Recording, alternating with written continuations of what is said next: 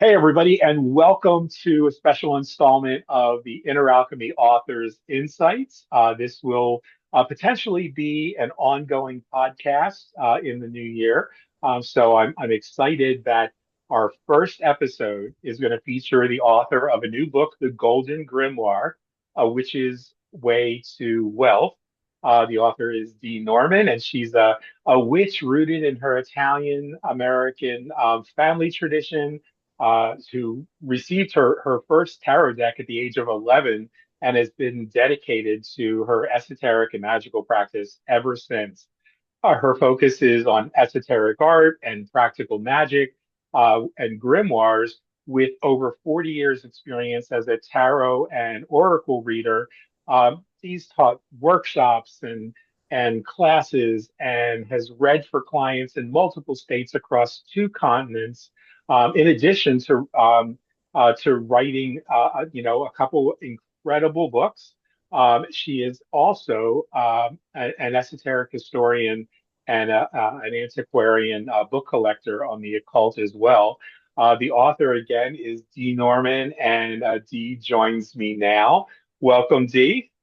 Thank you so much for having me. I keep wanting to look over my shoulder to see who you're talking about. That sounds so impressive when you say it. Well, it's well deserved, let me say. I was a big fan of Burn a Black Candle, and we had you on to talk about that in the past. And when I heard about this book with everything that's going on, I was so excited that you reached out for us to be able to talk to you about that. So, did I first of all miss anything in our introduction? The only thing I can think of, no, I want you to walk around and introduce me to everybody. That was an amazing introduction. The only thing I can think about is that it is the subtitle of the book has changed slightly, and so you have the older subtitle. So the actual subtitle is The Magical Way to Wealth and Abundance. So it Oh, I has like that. changed from A Witch's Way to Wealth to The Magical Way to Wealth and Abundance. Very nice. I'll make sure that when we do post-production, that gets on the screen. Um, uh, Tell us first of all, like what inspired you to write this book about this topic? That I think so often gets either overlooked in esoteric and occult books, or sometimes just kind of gets watered down to like pop culture magic for wealth and abundance. What was it that inspired you to do this, and why now? A couple of things. First, for the why now is current situation everybody is in, and a lot of people have concerns and anxieties around having a steady stream of income, maintaining their job, among all the other anxieties that people are suffering from right now. And I grew up with that. My parents, the two things they worried about were the wealth or the health of their children and making ends meet. And my father did things like work three jobs and, mow lawns in addition to that. And I saw this amazing work ethic from my folks. And of course, my mother and grandmother did things to help maintain a prosperous household that were magically minded, as well as my mother working outside of the home.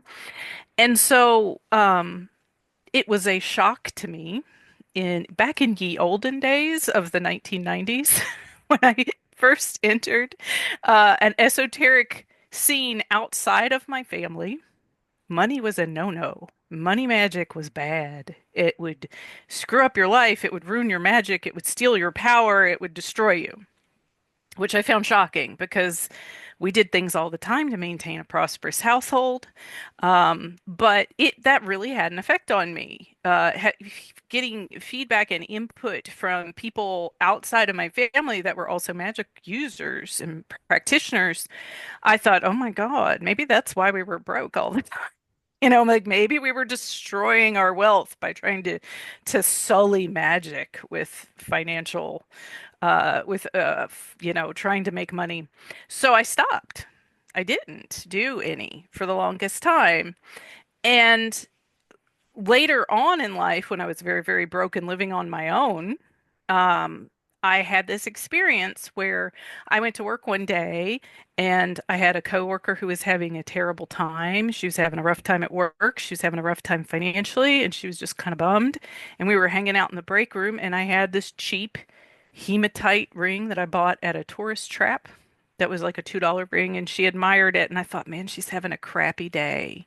I'm just going to give her this ring because it's two, maybe it'll cheer her up. And she's like, I can't take it. I'm like, it's a $2 ring. Take the ring. And my luck changed. That little act of generosity that I wasn't paying a whole lot of attention to, I started to accrue a little bit more money and I stopped running up my credit card bill as much and I was able to pay it down a little bit. And that was a seed to make me start thinking critically about what my family did to attract money, what the esoteric scene that I was in was telling me about money magic and how terrible it was. And was it really terrible? Are we approaching it the wrong way? Do we approach it with so much fear that we set ourselves up to fail? And I started tinkering around with money magic. And so when I started thinking about what I wanted to do after Burn a Black Candle, I'm like, what's near and dear to my heart? And I was like, oh, yes, convincing people that money magic is okay. That you can Isn't do it and you can do it to build a stable financial future. isn't that something, so much of pop culture, esotericism and magic, seems to draw both on how we perceive ourselves as well as some of our practices from, sort of fundamentalist Christian beliefs that, money is the root of all evil and it's easier for the camel to get through the eye of a needle and all that stuff. And really it comes down, I think, to our relationship to money, and our Yes. and sort of our, as you talk about so much in the book, the traditions that we may have even overlooked in our youth, our childhood, teen years, formative years. So can you share a few examples of both of us coming from the Italian American, Sicilian American magical practice, where magic was a worldview. It wasn't like something we did on Tuesday nights with our coven. It was, something we did in the kitchen and something we did at the breakfast table. What were some of the practices you talked about? Your mom doing and your grandmother doing the things that we do. What were some of those that helped to refocus our relationship to money? It was very interesting because I really had to think about it because some of these were very deeply integrated into that day to day. And then some of them, when I mention them, people from different backgrounds go, "Oh, I know what that is," or "Oh, I've been told that before." And one of the major things that my mother and grandmother did both were they would never put their handbag on the floor. If they were out in public, it went in the lap, it went on the back of the chair, it went in another chair, but you didn't disrespect the place where you contained your wealth by putting it on the floor where it could just pick up negativity or junk or whatever you want to call it, negative esoteric influences, or I don't know what grandma would call it. She would just say, you don't do that because you could ruin your wealth that way. Another thing is that she always carried, mom and grandma both always carried, and this is probably something that they picked up in the South, but they carried a Buckeye in their wallet or in their bag at all times in order to make sure that their wallets were never empty. There are lots of make sure your wallet was never empty magic that they did, but that's the one I remember because I remember as a kid digging through their handbags and playing with the Buckeye that I found. But I always had to make sure I put it back because I couldn't walk off with their money attracting magic. So those were two big ones. And then a lot of they didn't mind, they didn't worry about if praying for financial salvation. Which puts a lot of people off. But to integrate that it was integrated into their spirituality in a way that if they were worried, they brought all their worries to the Virgin Mother over there. And so money went too, and money was a concern. And so, if you're worried you're not going to make ends meet, well, you pray. Did you And have the some infant? Did you have the infant of Prague in the front window? no, no, what is Yeah, that? that's a Sicilian thing. We do that to assure abundance coming into the house. I have this giant infant of Prague up there that you can't see.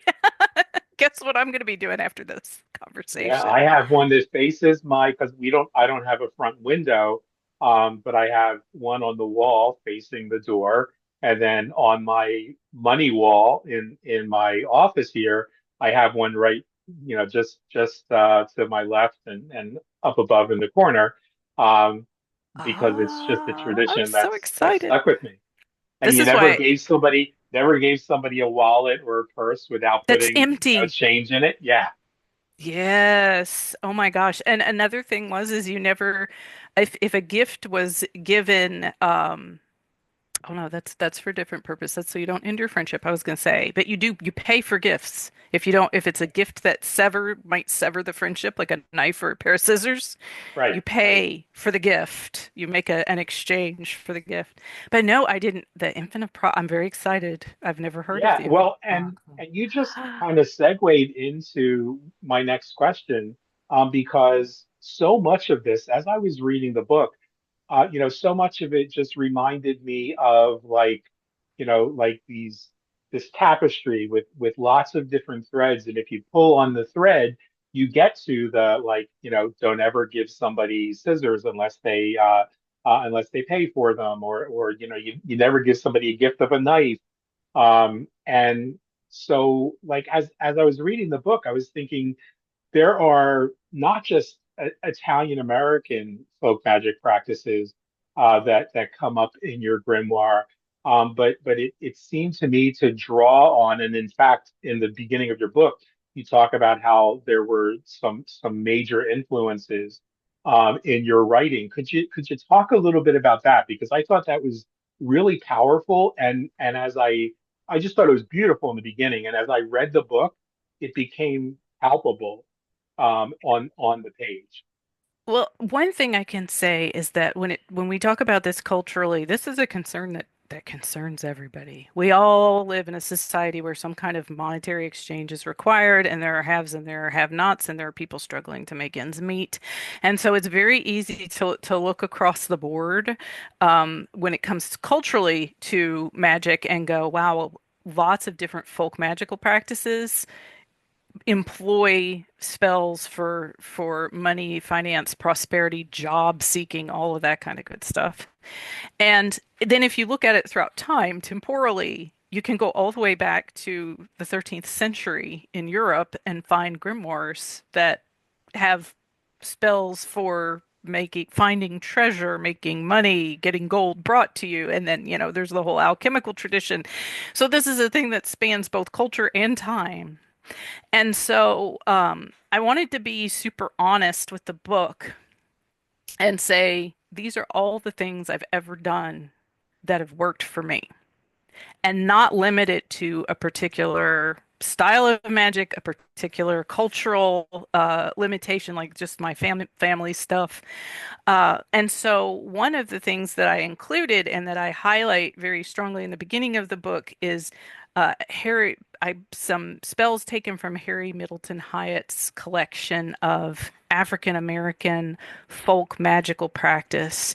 And I wanted to call them out specifically that I was influenced by them to honor the practitioners that shared that information. Because I think a lot of times, a lot of the information that they shared gets shared out into the world, but it does not get specifically acknowledged who originated that style of magic. And I found it very powerful. So there's three or four workings in the book that are marked as being highly influenced by the information that I found in that collection.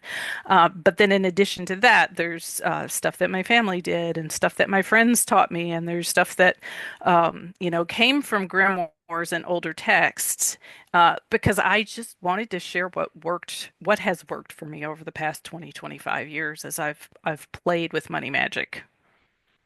Let me ask you a question along those lines, because like I said, that really moved me, because as you say, in so many books that are out there, you'll see some of these, not even just related to money magic, but lots of folk magic practices that are just absolutely lifted out of hoodoo, for example.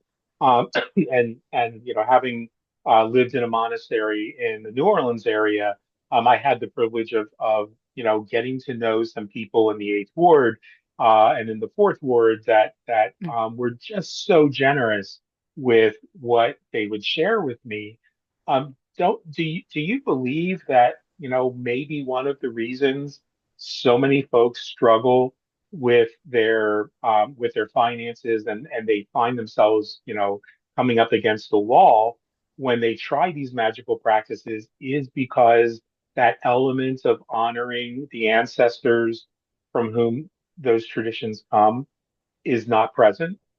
I think so. I think that when you work financial magic, when you work money magic, you got a lot of things up against you're going against anyway. It's very hard to maintain the right mindset, especially if you're already worried about like your financial situation. It's very hard to retain the right mindset in order to successfully work magic. You have to feel abundant. You have to see yourself wealthy. You have to feel how that feels when you're working the magic.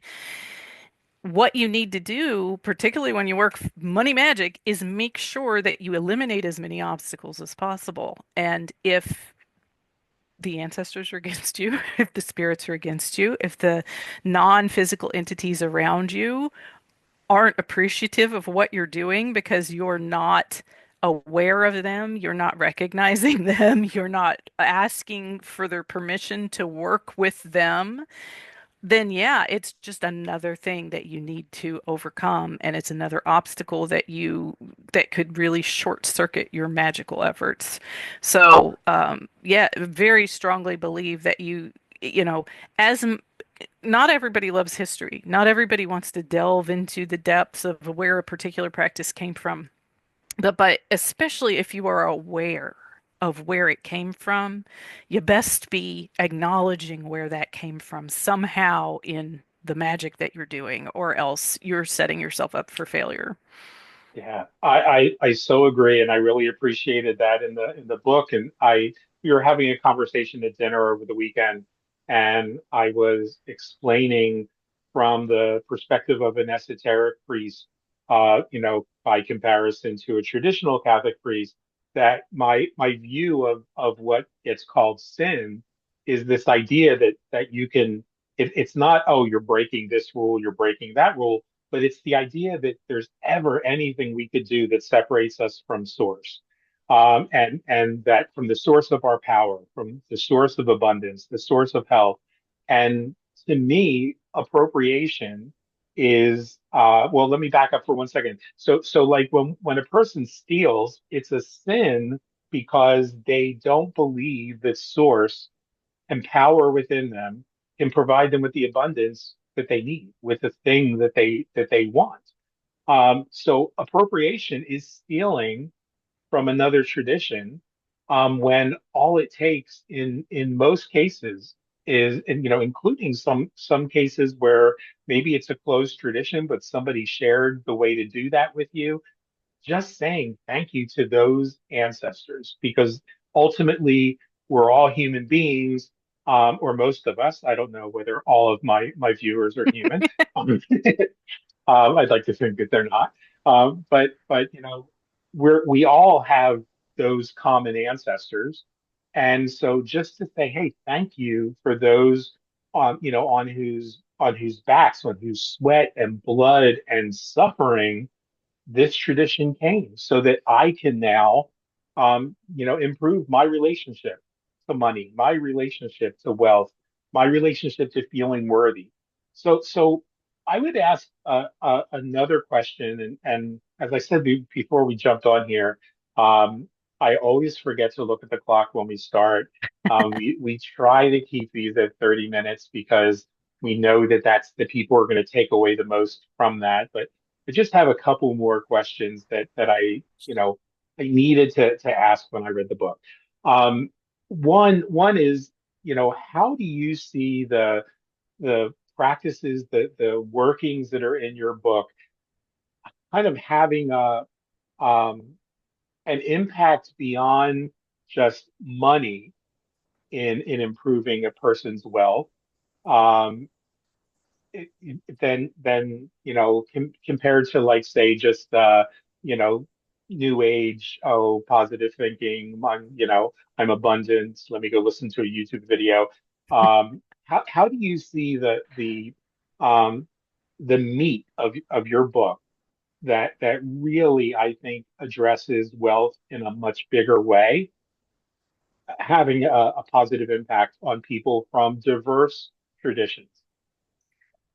I think that primarily what I ask people to do with this book is to think long and hard about what they consider wealth to be. We're bombarded with messages about what wealth is, particularly with the advent of social media, and we're constantly like plugged into these messages that come at us that tell us, well, wealth is, being a millionaire and living this like gold bedecked lifestyle and owning companies and being on your yacht and lounging around. But what do you really want?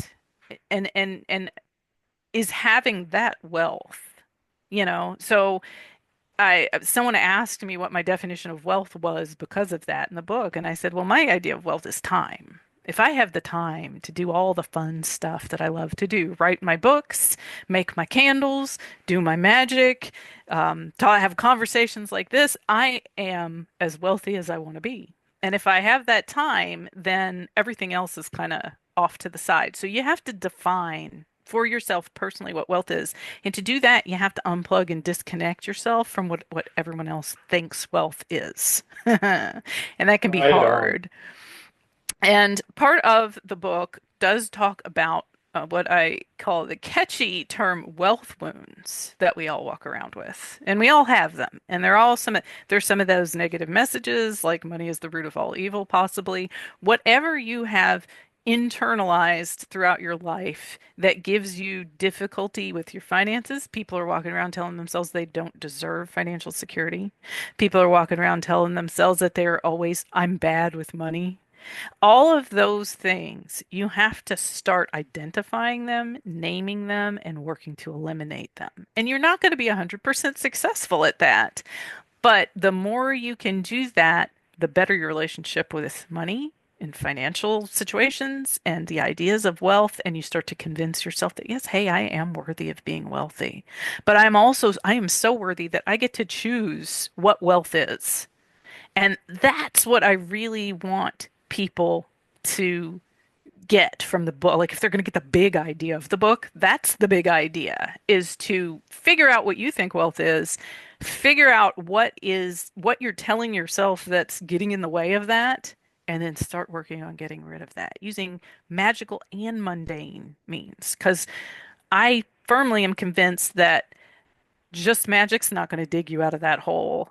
But just mundane stuff's not going to dig you out of that hole either. You have to have them work together, like with most things. So, and this idea that money, to eliminate the idea that working magic for financial security is bad. And the idea I use for that or the comparison is if you do a spell to gain enlightenment, you don't worry that the people around you are going to get less enlightened. You know, so I have people telling me like I can't work money magic because what if my uncle dies and leaves me $10,000 in his will? Well, it's like, well, do you worry about your uncle getting unenlightened if you work magic to get enlightened? And we categorize cash and money in this weird category where it's very limited and me getting means you losing and you getting means me losing. We got to stop that zero sum stuff. And we've got to work towards understanding money as just another resource that's out there and it should work like other resources. If Yeah. I work to become more enlightened, then the people around me get more enlightened. And if I work to become more financially sound, the people around me, well, maybe they'll end up more financially sound too, because that influence will spread.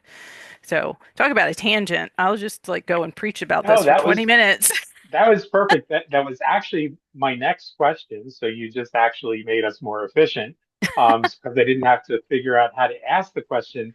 But because one of the things I felt your book does so beautifully is not just provide the grimoire, not just provide the, hey, here's some workings you can do, but it does give that almost a holistic healing approach to our ability to our abundance, our ability to attract wealth, our ability to attract abundance in our lives, so that ultimately we recognize that, money is just an expression of energy. If we Yes. didn't, we didn't always have paper bills, or digital currency. Sometimes it was chickens, and sometimes it was, sewing that we did for somebody in exchange for them giving us milk. So the exchange is energy, and if energy can neither be created nor destroyed, then as you point out in the book, then my having the needs, and wants and desires in my life met doesn't take away yours, because we didn't subtract any energy. Hmm. All we Yes. did was say this energy is always circulating around us and to us and through us.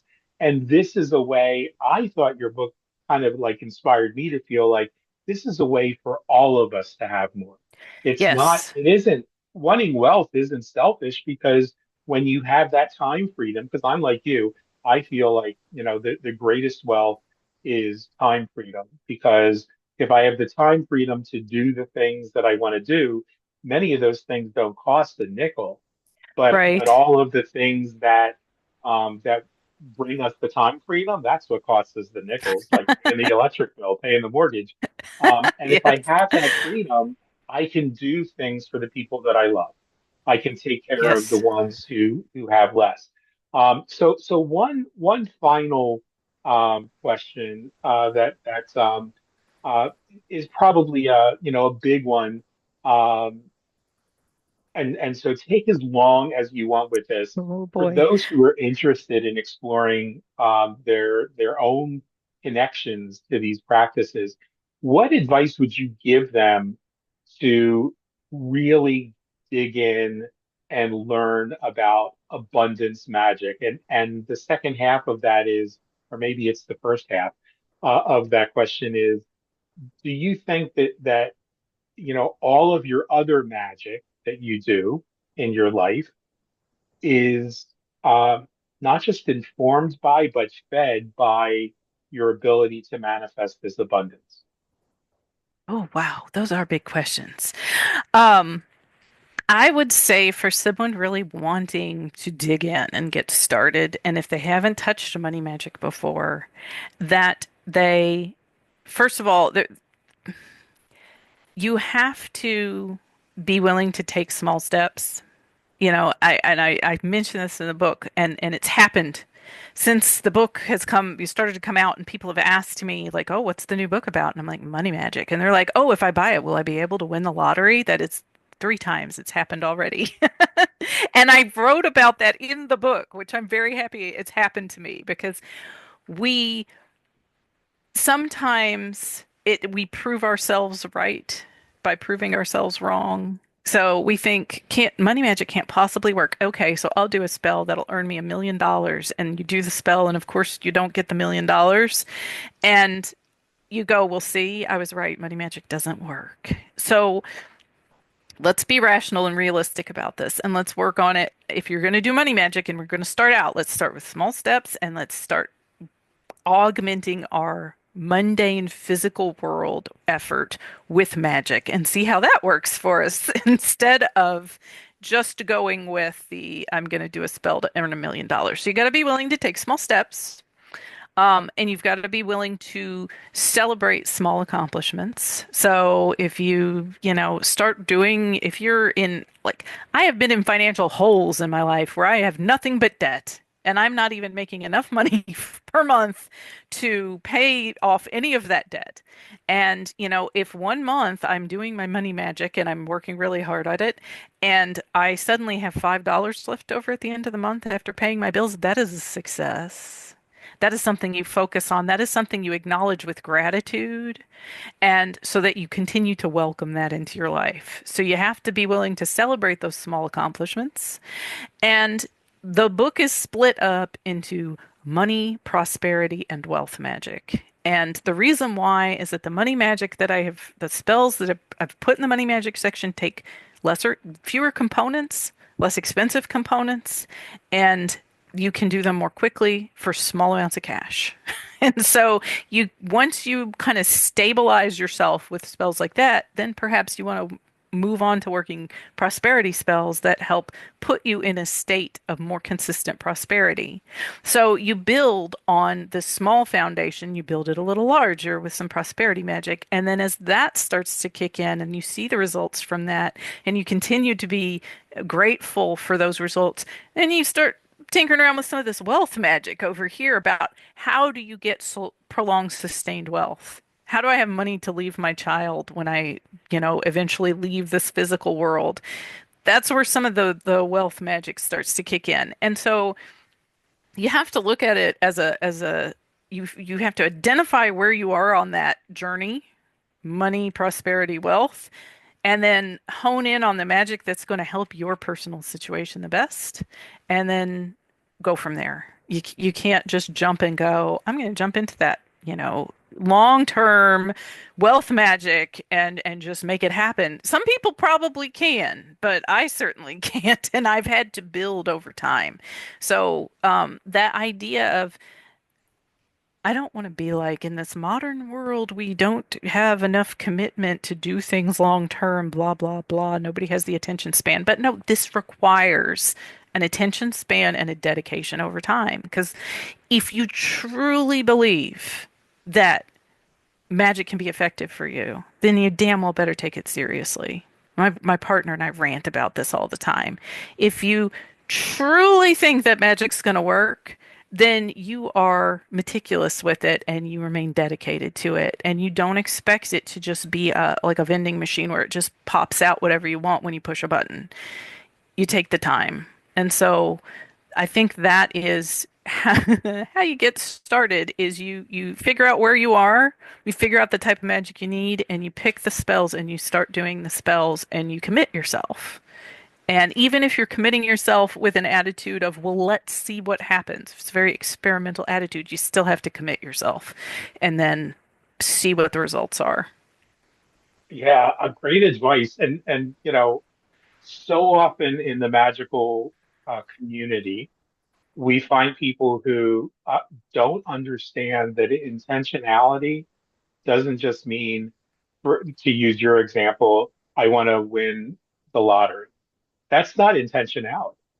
That's kind of trying to force the outcome. But like when we take a step back and we merge science and magic, where they intersect, for example, we know that the prefrontal cortex of your brain is where a lot of the magic begins to take place in the physical world. Because when you're clear that the reason maybe you want to win the lottery, sitting down and doing the intentionality work and saying, why do I want to win the lottery? Well, because I have a lot of bills. Well, why do I want the money for those? Well, because that'll give me time freedom. Oh, so what I really want is time freedom. And now I'm not going to cubbyhole my magic to only be so Yes. that the only manifestation comes from winning the lottery. And I Right. think Giving the you're, universe elbow room to work. yeah, Yes. yeah. Yes. And so that requires, as you said, to start with something small, because once we start to get really clear on the why, the how always takes care of itself. But Yes. most people don't get clear on the why, and they don't get clear on the why with money magic. They don't get clear on the why with relationship magic. They just want, the boyfriend who's rich and will take them to Paris. Well, Right. why? You know, if you want to go to Paris, you don't need a boyfriend who's rich, Right. Do it you know? yourself. I can So, hear my so grandmother. Do it yourself. you'll have more fun anyway. So I want to thank you. Tell us the name of the book again so that I don't get the subtitle wrong. Here it is. I actually have the physical Yay. advanced copy. It's the Golden Grimoire, The Magical Way to Wealth and Abundance. And they made it look like Burn a Black Candle. I'm so excited. So it Yes, looks like a set. that's Um, so cool. And it's available now for pre-order. it is available. Yep. We're gonna put the And link in the description. And it comes out on April 8th, April 8th. April 8th. So if you're Right on. fretting about tax season, you can interrupt your concerns about tax season by buying a book on money magic and financial magic. Right on. And folks, I just want to mention too that I'm going to be sharing the link to this YouTube video with Dee. So if you have any questions, be sure, or comments, or you read the book and you love the book, be sure to put those below the video. We really appreciate hearing from you. And Dee, thank you so much for being here. I already know that I went a little bit over, but this was, I think, so important, particularly with all of the madness that's going on, Yes. in our world today. And folks, be clear about intentions, because that includes the intentions about all things orange. You got to know why you Yes. have those intentions.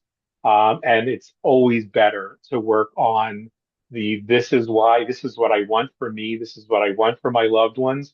Let the universe take care of them falling down the stairs.